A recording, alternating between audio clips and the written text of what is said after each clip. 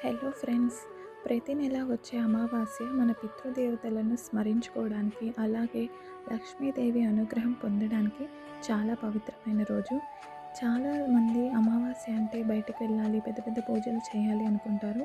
కానీ రూపాయి ఖర్చు లేకుండా, ఇంటి బయటకు వెళ్ళకుండా భక్తితో ఎలా పూజ చేసుకోవాలో చూపిస్తాను. నేనైతే ఈ పద్ధతిలోనే చేసుకుంటాను.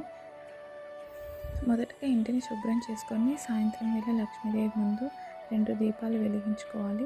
అమావాస్య చీకటిని పోగొట్టి ఇంట్లోకి వెలుగును, సంపదను ఆహ్వానించడానికి ఇది సంకేతం. అమ్మవారికి ఇంట్లో ఉన్న బెల్లం ముక్క లేదా ఏదైనా పండును నైవేద్యంగా పెట్టచ్చు.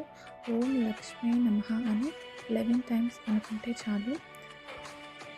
నేనిక్కడ అమ్మవారిని, అలానే ఇంట్లో ఉన్న విగ్రహాలని పాలతోటి అభిషేకం చేసుకొని పరమన్నం వండి నైవేద్యం పెట్టాను.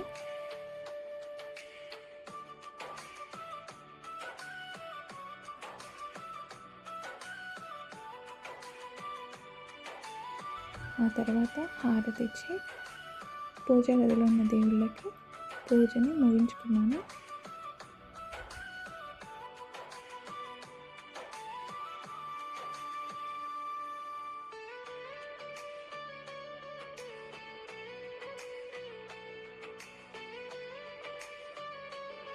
ఇంకా పితృదేవతల విషయానికి వస్తే, అమావాస్య రోజు మనం పెద్దల ఆశీస్సు మనపై ఉండటం చాలా ముఖ్యం. ఫోటోలను శుభ్రం చేసి చందనం బొట్టు పెట్టి వారికి ఇష్టమైన ఆహార పదార్థాన్ని నైవేద్యంగా పెట్టాలి.